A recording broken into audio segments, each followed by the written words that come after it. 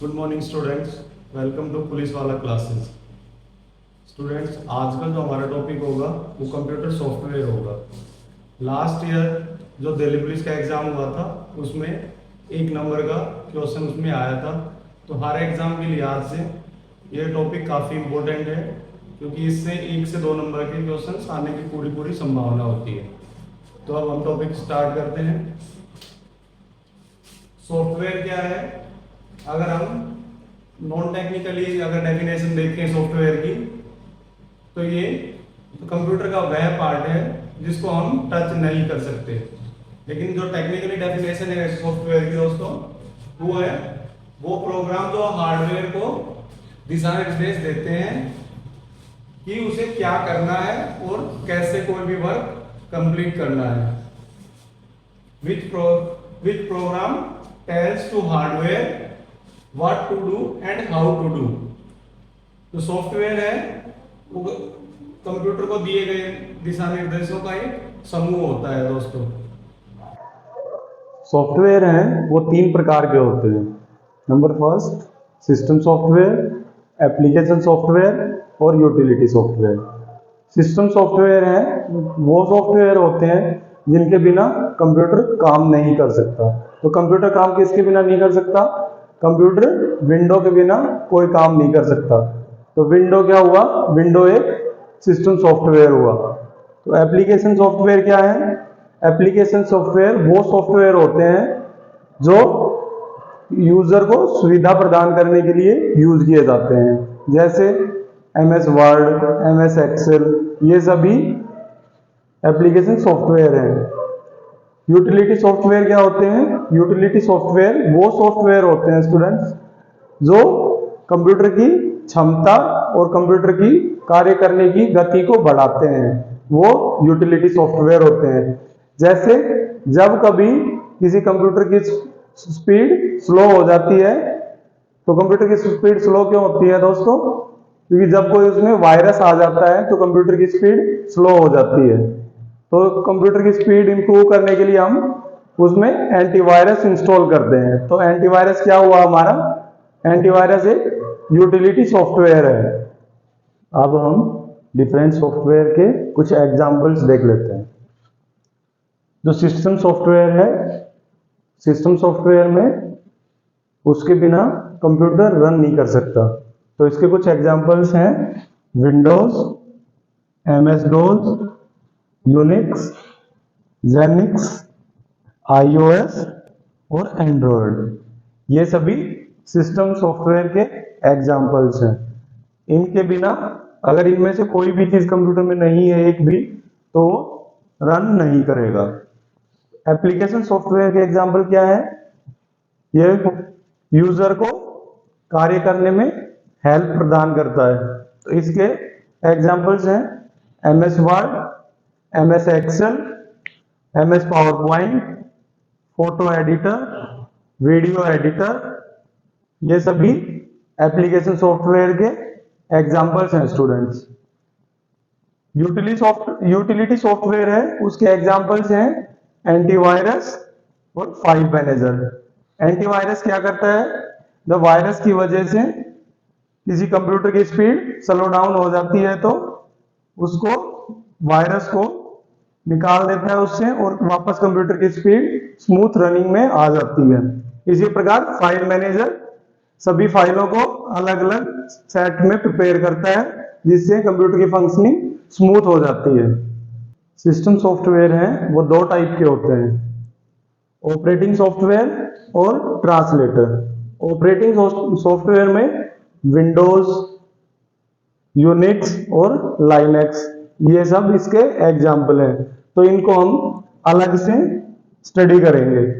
Translator क्या होता है? ट्रांसलेटर है वो एक लैंग्वेज प्रोसेसर है जो हाई लेवल लैंग्वेज को लो लेवल लैंग्वेज में या लो लेवल लैंग्वेज को हाई लेवल लैंग्वेज में बदलता है। तो हाई लेवल लैंग्वेज कौन कौन सी होती है दोस्तों? हाई लेवल लैंग्वेज है C++, जावा।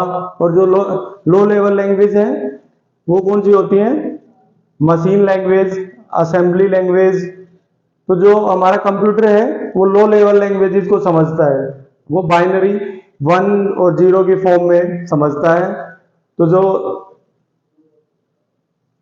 जब इनको हाई लेवल लैंग्वेज में बदलना होता है, जैसे C+ या C, इनमें बदलना होता है, तो हम ट्रांसलेटर का इस्तेमाल करते हैं। प्यारे बच्चों, जो ट्रांसलेटर होते हैं वो 3 प्रकार के होते हैं, कंपाइलर, असेंबलर और इंटरप्रेटर। जो कंपाइलर है वो पूरे प्रोग्राम को इकट्ठे एक साथ बाइनरी लैंग्वेज में बदल देता है। जो बाइनरी लैंग्वेज है वो एक लो लेवल लैंग्वेज है। उसी प्रकार असेंबलर असेंबली लैंग्वेज को बाइनरी लैंग्वेज में बदलता है। यह जो असेंबलर है वो सिर्फ बाइनरी लैंग्वेज को, असेंबली लैंग्वेज को बाइनरी लैंग्वेज में बदलता है, जो फिलहाल यूज नहीं होती है। जो इंटरप्रेटर है उसका क्या काम है, यह सिर्फ एक बार में एक लाइन को बाइनरी लैंग्वेज में बदलता है।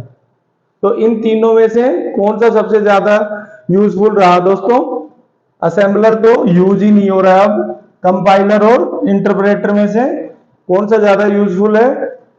तो कंपाइलर ज्यादा यूजफुल है दोस्तों, क्योंकि ये इकट्ठे ये सभी को एक साथ बाइनरी लैंग्वेज में बदलता है, और जो इंटरप्रेटर है वो सिर्फ लाइन बाय लाइन करके एक एक वो बाइनरी लैंग्वेज में बदलता है।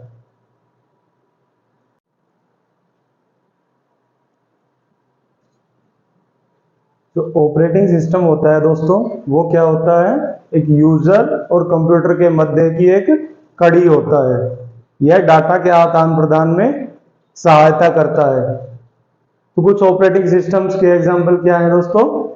MS-DOS, MS विंडोज, यूनिक्स और लाइनक्स। MS-DOS है, उसकी फुल फॉर्म क्या है दोस्तों? Microsoft disk operating system. इसको कब लॉन्च किया गया था? 1981 में इसको लॉन्च किया गया था। यह TUI और CUI पर कार्य करता है। TUI का मतलब क्या होता है? Text user interface. CUI का मतलब कैरेक्टर यूजर इंटरफेस। तो दोस्तों जो MS-DOS है वो मल्टीमीडिया को सपोर्ट नहीं करता है। मल्टीमीडिया मतलब वीडियोस, मूवीज, गेम्स, इनको MS-DOS सपोर्ट नहीं करता है। एक बार में इसमें केवल एक विंडो खुलती थी, इसमें माउस कार्य नहीं करता था। तो MS-DOS है वो MS विंडोज के द्वारा रिप्लेस कर दिया गया, बढ़ते हुए वर्कलोड और बढ़ती हुई लोगों की आवश्यकताओं के लिए। MS-DOS की कमियों के कारण स्टूडेंट्स MS विंडोज का डेवलपमेंट हुआ, जो GUI पर कार्य करती थी। GUI मतलब ग्राफिक यूजर इंटरफेस।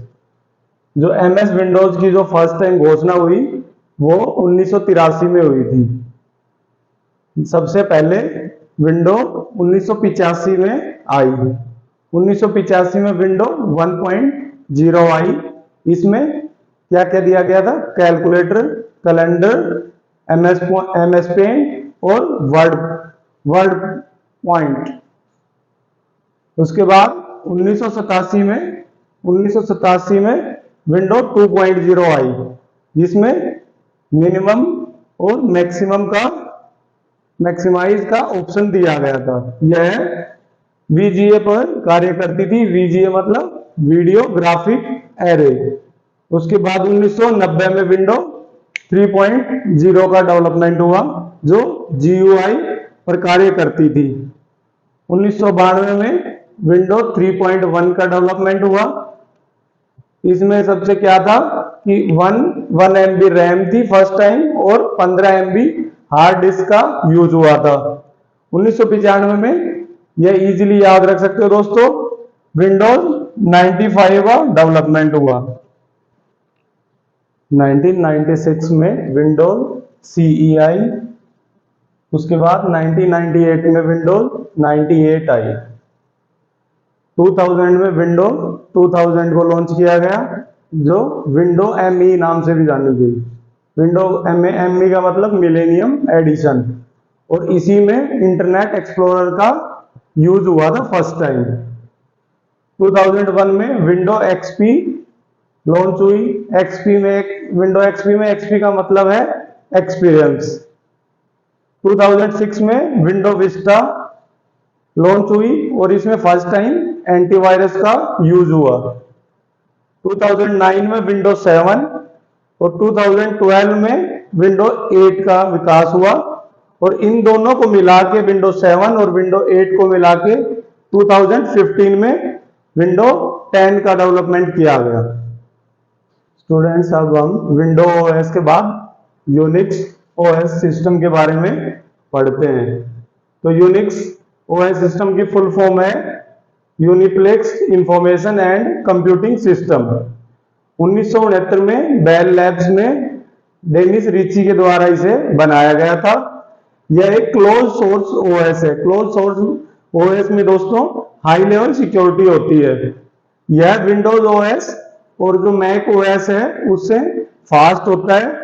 इसमें हाई सिक्योरिटी होती है और जो यूनिक्स ओएस सिस्टम है यह 3 भागों से मिलकर बना होता है, जो होते हैं कर्नेल, सेल और प्रोग्राम। कर्नेल है वो हार्डवेयर एंड सॉफ्टवेयर के बीच में एक ब्रिज का कार्य करता है।